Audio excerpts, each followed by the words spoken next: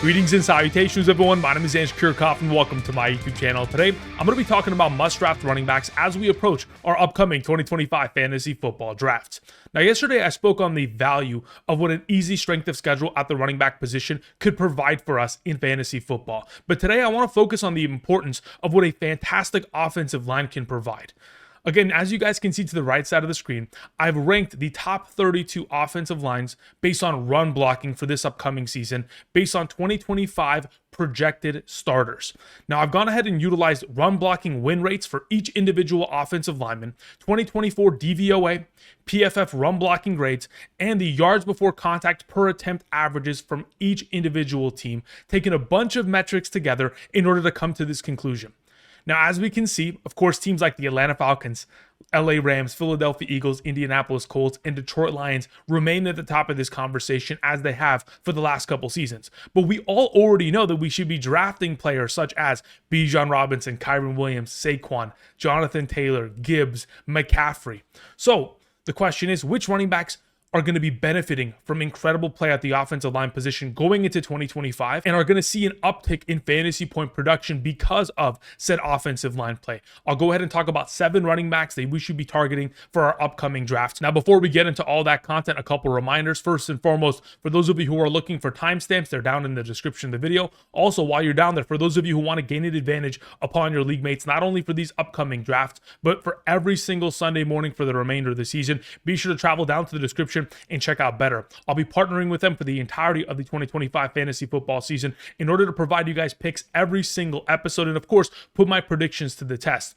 But not only that, also provide rankings. All you have to do is sign up today using code Andrew, make that first time deposit minimum of $10, and make a first time play minimum of $1. And I'll go ahead and send rankings from my email directly to yours. These rankings in regards to draft rankings are by position, by tier, half PPR, full PPR at the quarterback, running back, wide receiver, tight end, kicker, and defensive positions. And of course, the top 200 flex. Now, I'll update those rankings every single week over the course of this month for our upcoming drafts, and then also send you guys Sunday morning rankings from weeks 1 through 18. So for those of you who are interested, check out the map to the right side of the screen to determine your eligibility based on your current location. And of course, be able to take advantage of the fact that you can get up to $30 instantly if you play $10. So again, all you have to do is make that first time deposit minimum of 10, play it, and you'll get $30 via Betr. Take advantage of the opportunity. And of course, going into this week, the NFL preseason starts and there's a lot of games. So you can go ahead and take advantage of 0.5 passing yards from Jalen Milroe and head on over to Betr and go ahead and potentially put that together with a couple other picks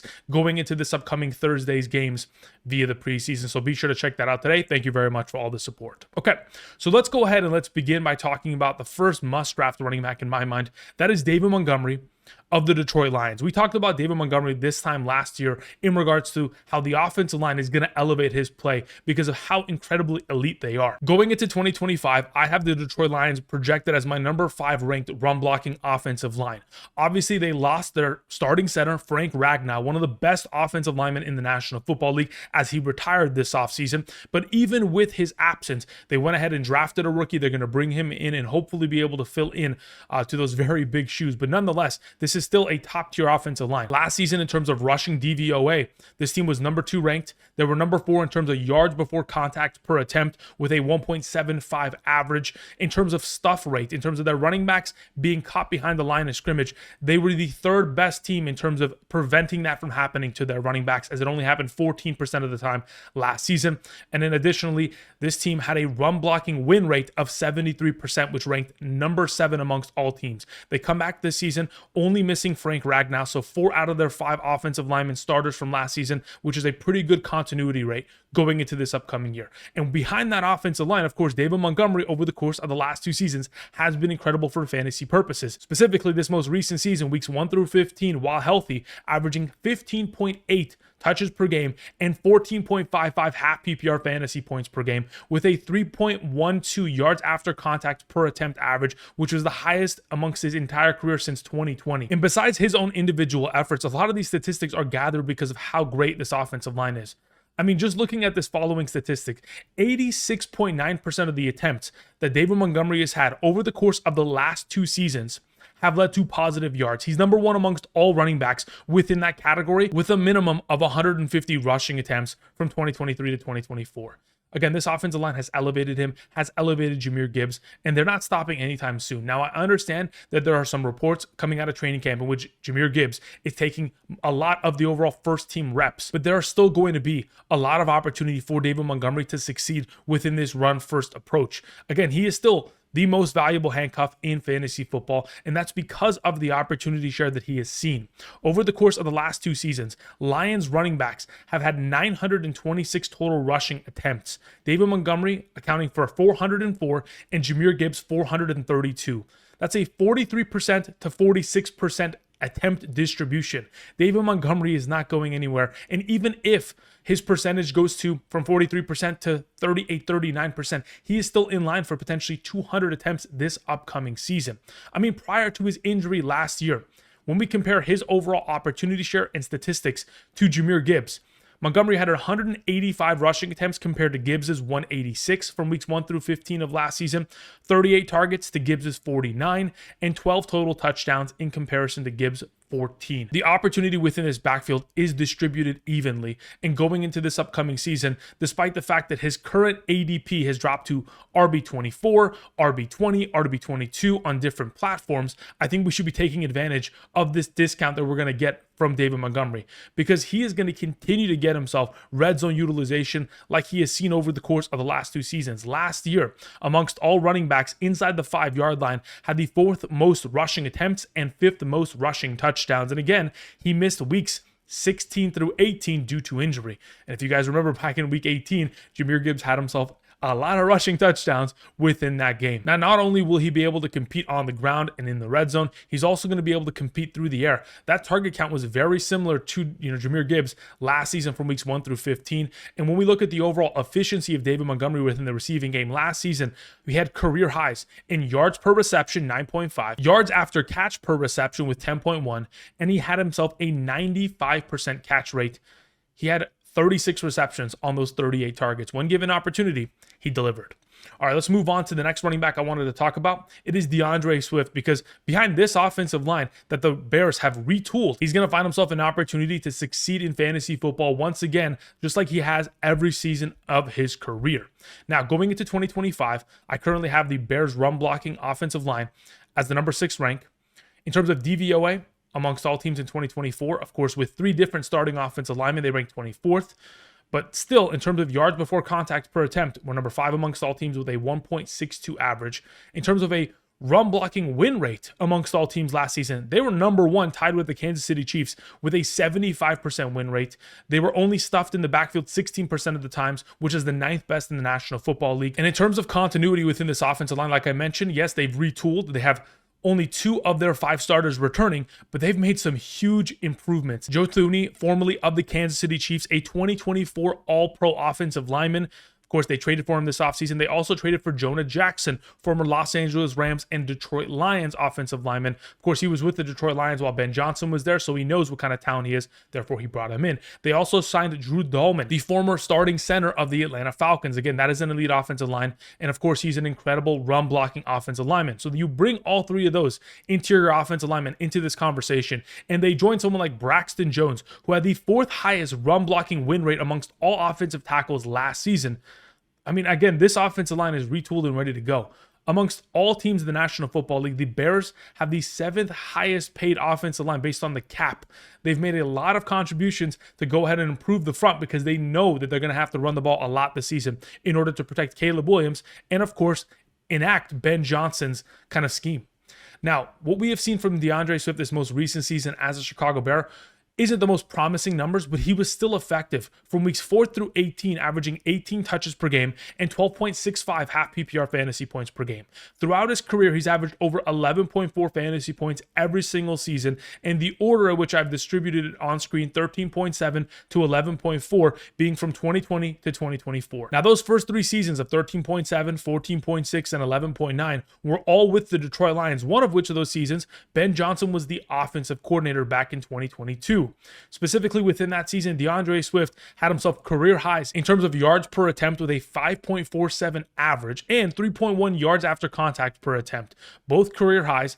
And again, the impact of Ben Johnson is going to be felt as the 2024 Detroit Lions gave their running backs the most rushing attempts, the 6th most targets, and the most opportunities amongst all teams in the National Football League. In fact, they were top 3 in terms of total opportunities for their running backs in each of the last 3 seasons.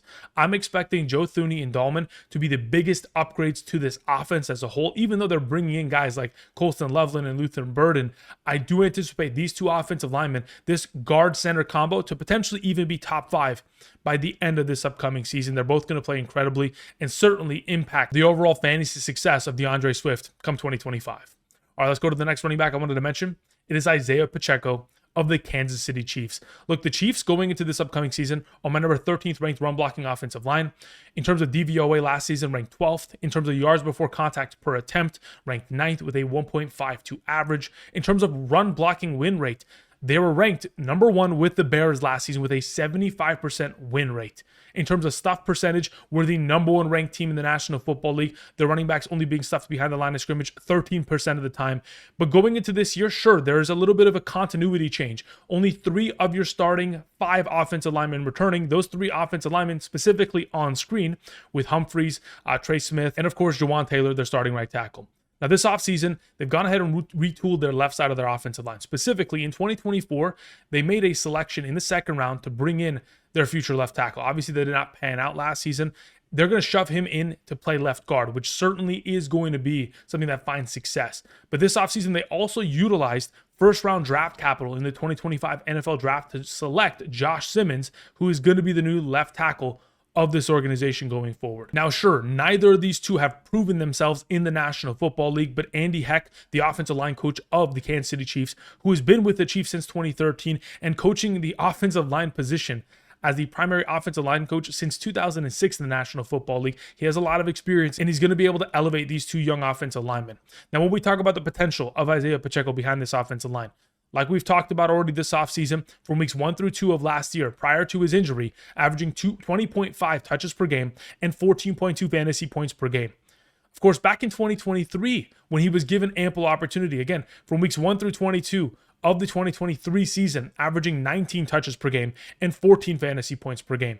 We're hoping for him to get back to this overall state of position because we know that this offense wants to run the ball. Last season, in the absence of Isiah Pacheco, from weeks 4 through 12, coming off of the couch, Kareem Hunt was averaging 21 touches per game and 13.71 fantasy points per game. So with Isiah Pacheco a year removed from his fractured fibula, approaching the 2025 season, I think there's a lot of potential for success, especially considering he is associated with the Chiefs. An offense that, again, because they spread it out so often and they have so many dynamic weapons with, of course, Travis Kelce, Xavier Worthy, Rashee Rice, Marquise Hollywood Brown, they continue to find more weapons every single season. 8+ defenders in the box, being able to kind of stop the run, is often not something that we see against the Kansas City Chiefs because defenses can't afford to sit in that kind of a position. Back in 2023, Isiah Pacheco faced 8 or more defenders in the box only 12% of the time. That's the 9th lowest rate amongst all running backs in 2023. This most recent season, Kareem Hunt only saw 8+ defenders in the box 70% of the time, which ranked 13th lowest amongst all running backs in 2024. Again, this injury impact is certainly going to make Isiah Pacheco a value selection in our 2025 draft, which again is a reason why we want to take him. I mean, his current ADP on different platforms sits at ranges from 62.1 to 73.9 to 89.3. It just depends on where you're drafting, but as it currently stands, behind this incredible offensive line that is poised for a fantastic 2025 season, Isiah Pacheco should continue to find success. The next running back I wanted to mention, staying within the AFC West, is Chargers rookie running back Omarion Hampton. Now look, as we approach 2025, I have them as my number 10th ranked run blocking offensive line, 21 in DVOA last season. Of course, yards before contact per attempt ranked 16th with a 1.45 average. In terms of run blocking win rates last season, they were number 10 amongst all teams. In terms of overall continuity as we approach this upcoming season, they have 4 of their 5 starting offensive linemen returning. They did sign Mekhi Becton, the right guard of the Philadelphia Eagles, who helped them capture a title in 2024. He is going to be joining and be their new right guard. So as we approach this upcoming season, there's a lot of potential for Omarion Hampton to find success, not only with the run-first approach that Greg Roman presents in every offense that he's associated with, but considering the history of success from rookie running backs in the last decade, from 2015 to 2024. When we're talking about first-round selected running backs, there have been 14 of them, 11 of which have ranked within the top 24 within their rookie season, making that a 79% success rate. Again, pretty good odds for Omarion Hampton this upcoming season. And when we talk about the potential of the most recent seasons, guys like Gibbs, Bijan, Najee, CEH, and ETN, they all at a base minimum within their rookie season ranked as a top 22 running back, which again continues to increase the potential of success for Omarion Hampton. Now, what can we potentially expect to see from Hampton in his rookie year? I mean, when we look at what J.K. Dobbins was able to accomplish last season, from weeks 1 through 11 prior to his injury, was the number 13 overall running back in terms of fantasy points per game on average throughout that time, averaging 7.8 touches per game and 14.03 fantasy points per game. Now, I understand that there are some threats from guys like Najee Harris being signed this offseason, but there's a reason why he was signed to only a one-year deal, and the reason why the Pittsburgh Steelers were willing to let him go. It's because since 2021, Najee Harris has only averaged 3.9 yards per carry, which ranked 51 amongst all running backs with a minimum of 300 rushing attempts throughout that span of time, and he's only averaged 2.9 yards after contact per attempt, which ranked 30th amongst all running backs in that category. He hasn't been efficient and isn't going to be even within this offense. He's going to be the Gus Edwards. He is going to be the afterthought within this backfield, and backfield in which they have given their running backs many of opportunities, specifically this most recent season. Amongst all teams in the National Football League, Chargers running backs had the 6th most rushing attempts and the 8th most rushing touchdowns amongst all teams inside the 10-yard line. There's a lot of potential for success behind a fantastic offensive line that just inked a new deal for their left tackle. Again, Slater, Joe Walt, again, there's a lot of potential for success for Hampton this upcoming season. The next running back I wanted to mention is Alvin Kamara.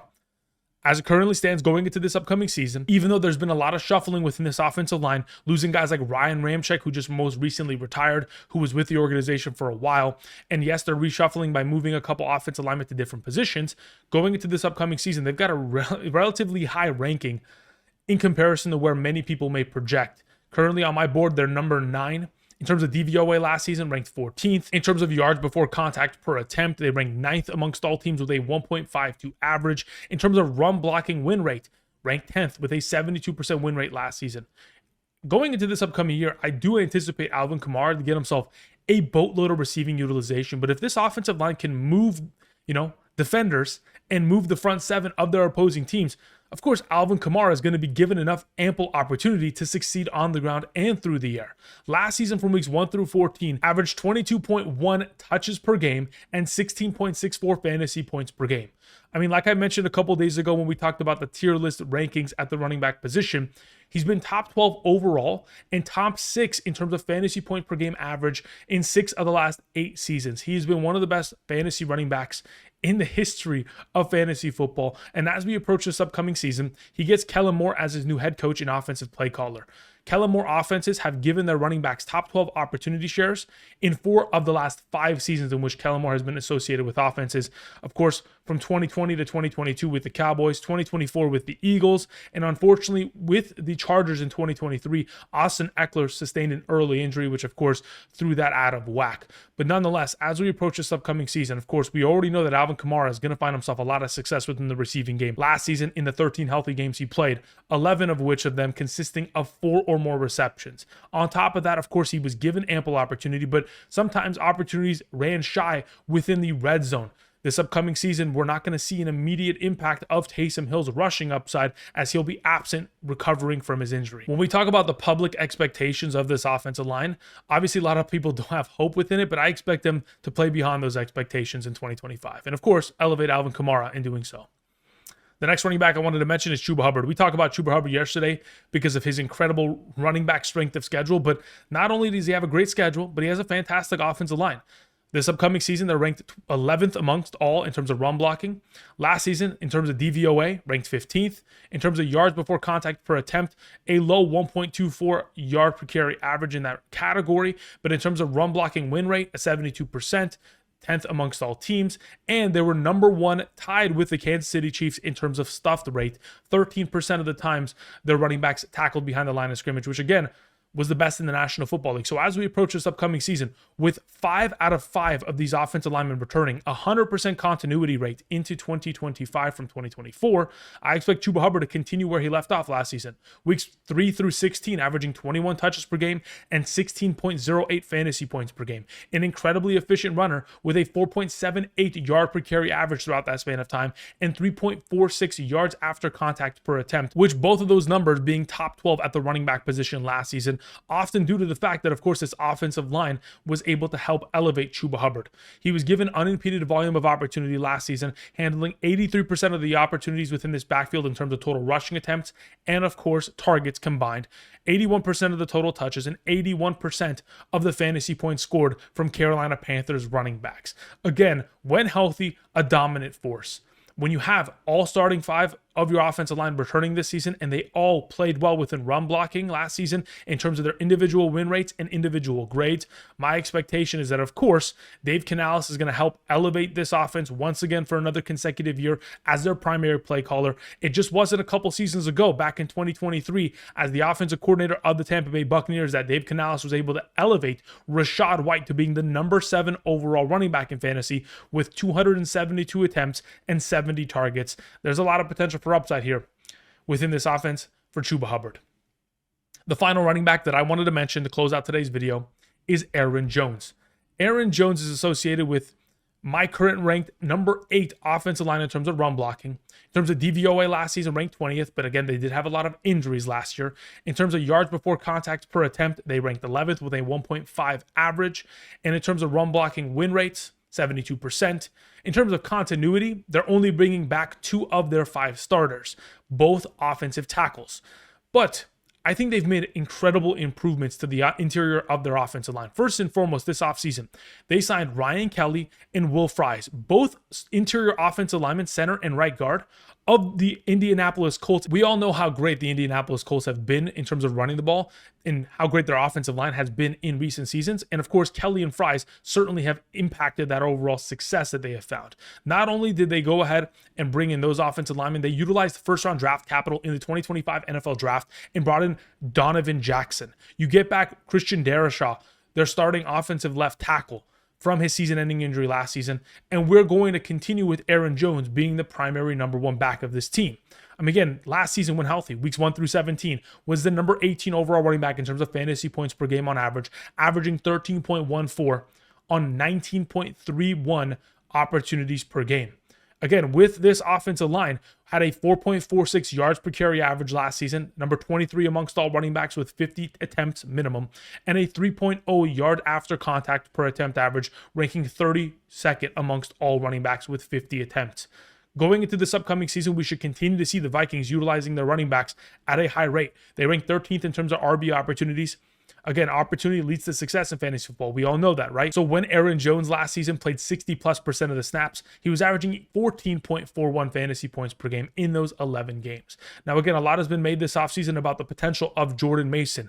Obviously, they traded for him and they want him to be utilized within this offense, and they potentially want to have a 2-headed monster backfield. If that's the case, then hey, if you want to believe in the potential of Jordan Mason come this season and draft him, be my guest. Whoever runs behind this offensive line is going to find success. Early last season, Aaron Jones also had Ty Chandler behind him, getting rushing attempts. Eventually, Aaron Jones was able to outplay and individually take over this backfield as the full-time back. But if someone like Jordan Mason can show up and ball out behind an offensive line that, again, gets back Darrisaw, adds Will Fries, 2 offensive linemen that were top 16 in terms of run blocking last season, I'm anticipating a lot of success for Aaron Jones. I understand he's getting up there in age. Again, if you're worried about that, why not draft someone like Jordan Mason?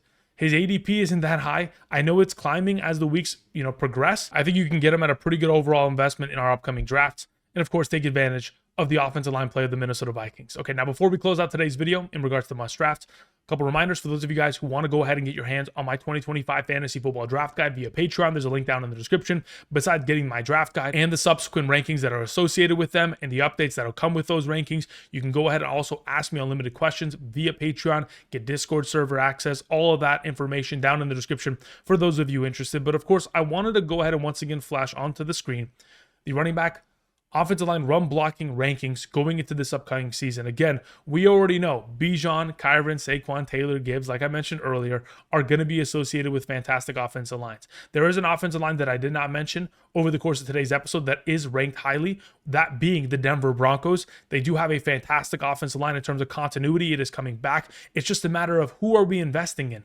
Harvey, Dobbins, maybe both. Time will tell. The Arizona Cardinals, we know that we're drafting James Conner, a little bit lower ranked. We know that we're drafting Bucky Irving in association with the Buccaneers. Derrick Henry with the Ravens, Josh Jacobs with the Packers, James Cook with the Bills, Gentry with the Raiders, Hall with the Jets. Even though it may seem coincidental that a lot of the top tier running backs going into this upcoming season in terms of rankings are associated with top tier run blocking offensive lines, it's not a coincidence. It is due to the production of these offensive lines and of course the talent of these running backs that they get to these overall positions. All right, that's going to cover it for me today. Thank you everybody for watching. I'll be back tomorrow talking more about the running back position in regards to strategies going into 2025. Of course, if you have not yet already, click the like button down below, subscribe to the channel. We are on our way to 100,000 subscribers. I cannot thank you guys enough. But until next time, I'll see you guys. Peace.